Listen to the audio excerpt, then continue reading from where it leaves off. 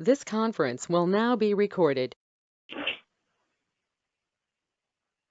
Well, good morning, everyone. We'll call the meeting to order. We have a quorum. We get a little worried for a while. May I have confirmation of the agenda? Move in a second, please. I'll move it. Alan DeBreen will Fine. move it. And Alan, be resolved the board confirm the agenda as presented. You have internet downstairs? I never said it. I was going downstairs.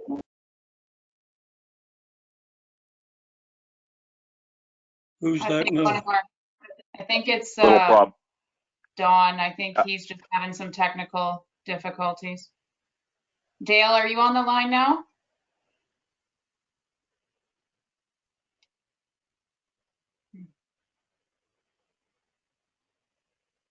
I'd go ahead, Jim. Okay, We let's have a continue. quorum. Yeah. Declaration of pecuniary interest. If you have any, you can declare it at any time during the course of the meeting. Adoption of the minutes. Move in a second, please. Alan DeBreen will move it. Alan and John. Be it resolved the board approve the minutes from May 18th, 2021. Please have this board meeting as presented. Business arising. If any business arising. I don't hear any, so we shall move on. And may I have a move and a seconder for the inspector's reports? You're going to have to Alan speak up. DeBreen I will can't move see it. you. Alan and John. Everett, it's all yours. Thank you, Mr. Chair. Good morning, everybody. I'm just going to start off on page 3, just to report on our auxiliary unit and where we're at with things. So we currently have 17 authorized strength for auxiliary unit, and currently we have 10. So we'll be working on getting those positions filled from the community once COVID restrictions are fully lifted. With some of the relaxing of the restrictions, 148.5 hours were volunteered by auxiliary members just for the month of June, and 25.5 hours were dedicated to the speed spy. So what we did is we had a couple of our auxiliaries trained in setting up the speed spy for us so that we could we didn't have to take people off patrol basically to do it, and they've been managing that quite nicely, and there's been a lot of traffic complaints, so we've used them quite often. We have a retirement from our auxiliary unit, Sergeant Kathy Brown. She has been with us for 20 years, and she is now retiring, and we'll have a little ceremony with her along with other awards from our officers at the detachment here, who are also receiving awards for their length of service as well. Moving on to the crime unit on page 4. So this report is including April, May, and June, although in the back with the weighted hours, not all of June's stats came up, but we'll catch up with that in the next report. So our crime unit has dealt with 87 benchmark occurrences since for April, May, and June. And these occurrences are the more serious ones that we deal with. Sudden deaths, sexual assaults, human trafficking, child exploitation incidents online. They also assisted our general patrol officers with a crime spree that we had over about an 8-hour span this past spring. One person was arrested by Owen Sound Police and then released, and was involved in another crime, got involved in a pursuit, came into our area, and there's certain guidelines that are required before officers can engage in a pursuit, and it wasn't met initially. Funny enough, most people that are in a pursuit with police are trying to get away from police. This person kept coming back around and actually taking run at our police officers. So eventually we did a rolling block, and that person was arrested, and the crime unit coordinated all the charges because there was quite a few. Nobody was injured, but we did have 3 cruisers damaged in that occurrence. Okay. Well, our community street crime unit's been very busy this past summer. They were dealing with numerous drug investigations and property crime.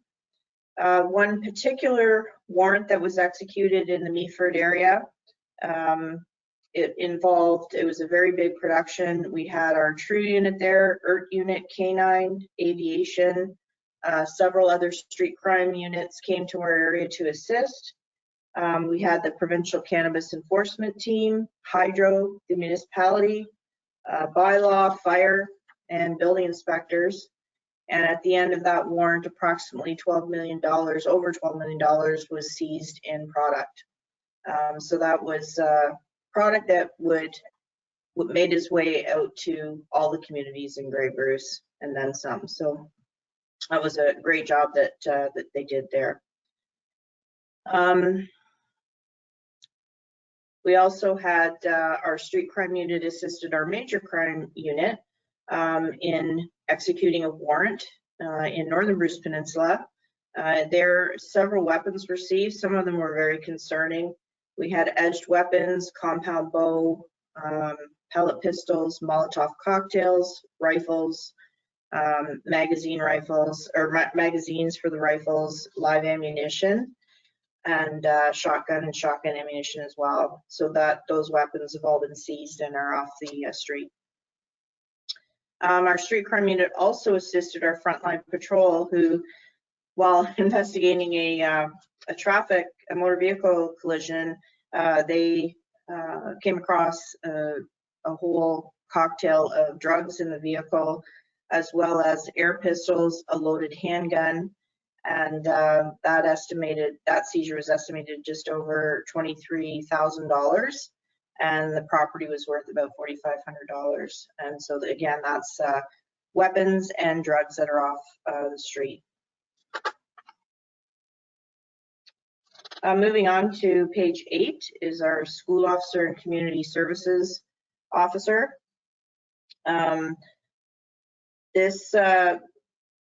Nick Wilson is our community service officer, and he's also been trained in a situation table. So anytime, and usually it's police that initiate it, because we're usually dealing with somebody when they're in crisis. So when we find somebody who's in imminent danger of hurting themselves or others, we can call a situation table, which brings all the social services, police, ambulance, mental health, housing, will all get together and decide on a course of action that would best suit helping that person out. And so Nick has been trained in that, and he'll be sitting on those tables for us.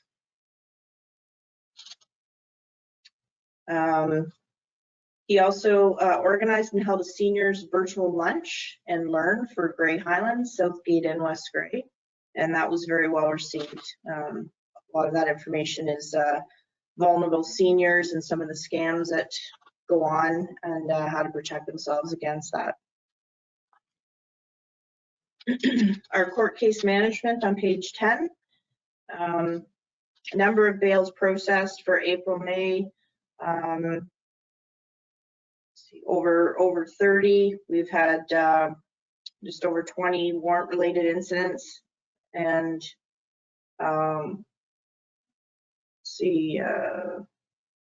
just under 100 criminal information sworn to, and so that keeps them very busy. I'm just looking for the here we go, the part-time unit. So summons is served, and fingerprints have been very busy with fingerprints, both criminal and non-criminal fingerprints. That keeps our part-timers busy. And again, when the part-timers are doing this work, we don't have to pull our frontline officers off the road to do it. So they've been very helpful in that regard. I don't know that, I think the media portion of it is pretty straightforward, and you can see the type of media releases that we've done and the number of media releases that we've done to date. I just want to bring your attention to page 15 under the training. Currently, Haldeman OPP detachment, or emergency, sorry. Oh, okay. Our emergency response team members and the West Region Traffic Management Enforcement Team all have been outfitted with body-worn cameras. They're participating in an evaluative study on body-worn cameras with the thought of eventually rolling it out to all of the front line. So they just want to, I guess, work out any bugs with the new system, and Haldeman will be the test detachment, and eventually you'll see all our officers with body-worn cameras. And as that rolls out and there's more information that comes forward, I'll share it with the boards. Page 16, I just want to bring your attention to the half load restriction stats. So we've had during the spring, we had 38 hours dedicated to half load inspections, and we had a total of 41 vehicles weighed and 16 provincial offense notices issued for that. In addition to the report, I just wanted to let you know we did have a focus patrol in Southgate, and that was at the Swinton Park area. We had 11 hours dedicated to patrolling, looking for suspicious activity in Swinton Park area. During that time, the officer spoke with several different community members, listening to any issues they might have. There was a vehicle that was located that had mismatched plates on it. That vehicle was towed and the plates were seized. I also assigned our acting staff sergeant Karen Ashmore to the issues surrounding Swinton Park, and she worked with the new owners of the building and also with the electrical commission, the fire department, housing, to resolve some of the issues reported, and we have not received any further calls in that particular area. And attached also is the weighted hours, in case anybody has any questions about that. Like I said, for June, not all the stats were available for that, but we'll catch up with those in the next report. And that's my report, Mr. Chair, unless anybody has any questions for me. Yeah, I got a couple of questions. This is a body camera, and that everyone has to be advised that they have a camera. Why is that?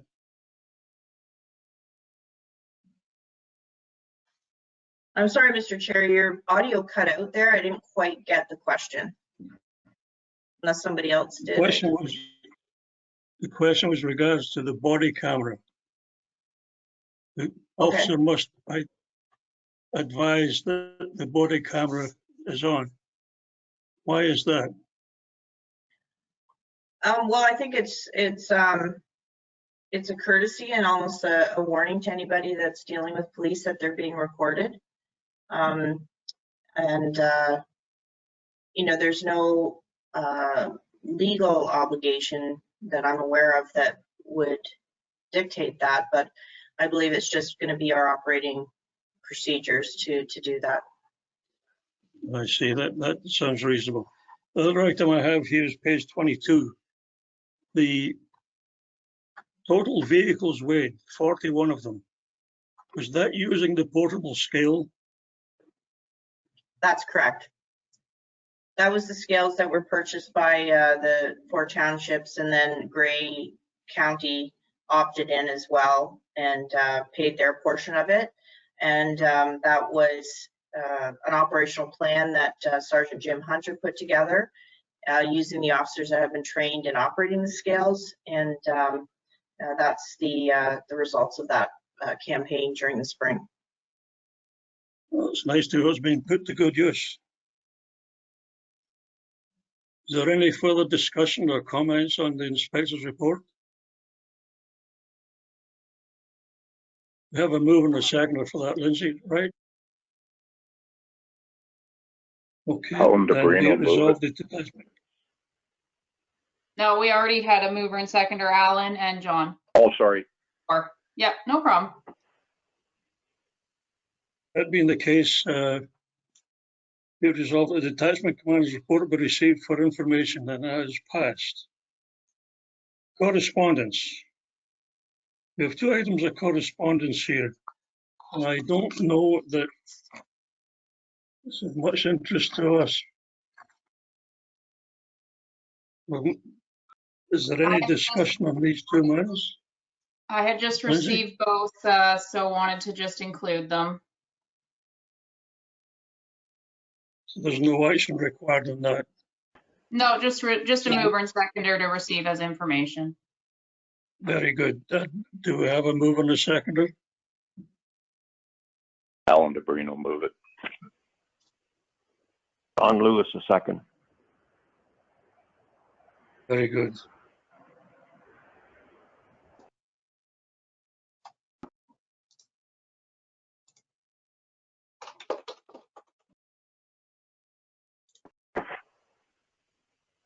Well, that just about completes everything we have here. Do we have anything in the new and unfinished business? Councillor or Chair Frew, I do have something, if I might. Good, go ahead. So our chief building official, Bev Fisher, he's been really wanting to get us on a right ticket book. So it kind of brings up the joint ticket book discussion again. So where we've left that, I knew Jim would have his arms up. So where we left that was with the clerk, Brittany Drury from Georgian Bluffs. She was kind of spearheading that. But what she's kind of doing is waiting until the new board is put into place and wants it to be kind of an issue for that board. But our CBO does not wish to wait that long. So he wants me to bring a report to our council meeting to just provide an update and see if we can, in the interim, have our own ticket books that he can use while we wait for the joint ticket book endeavor to go to the new board. And I asked Brittany for an update, and that's kind of what she said. The joint board proposal kind of took precedent over the joint ticket books, and they think that we should wait for the new board to kind of establish or discuss the joint ticket book. But in the interim, our chief building official by law enforcement would like some sort of ticket book other than the one he's using. So I just wanted to let our police service board know that I'm going to bring just kind of an update report to the next council meeting and see if we can get something in place for our by law enforcement officers in the interim. Lindsay, we require 2 ticket books. One for parking. We have the bylaw, and we have no ticket book, which is absolutely ridiculous. I know. We also require a municipal bylaw book, because I notice in here there's a number of our bylaws are still being patrolled by the OPP. Yeah. We send our bylaws to them, and when there's a complaint, they act on them. We should be acting on these ourselves. When Bev Fisher takes a case to court, we get no revenue from that at all. It costs us a hell of a lot of money. Whereas if we have a municipal ticket book, we can put that together, and it's up to the individual to pay that, or it goes on the taxes. So these are 2 ticket books that we require. I've been pushing for these books for so damn long, it's not even funny. No, I know. And with now the by law enforcement officers are now doing the on-call, which they never used to do in the past. So that's why this has come to the forefront for Bev now. And that's when I emailed Brittany from Georgian Bluffs to see if she had an update for me. And she basically said they're waiting for the joint board, but Bev doesn't obviously want to wait that long. And like you said, Chair Frew, it's been a long time that we haven't had it proper. So I'm going to bring a report to the August 4th council meeting and see what Bev wants to do with that. Well, that's good. Just let Finally, me know. Yeah. Members' privilege, good news and celebrations. Do we have anything in that line? John? Yeah, I'd just like to thank Deborah for the quick action and the just the cooperation of your staff and yourself with the few issues that we've had, whether it was Swinton Park or a couple of the others. And so just, you know, on behalf of Southgate, I'd like to thank your staff for that. Well, thank you very much. I will pass that along to my officers through you, Mr. Chair. That's very kind of you to mention that. Thank you, John.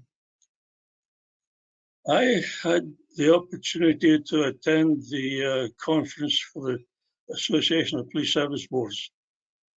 It was not a pleasant experience.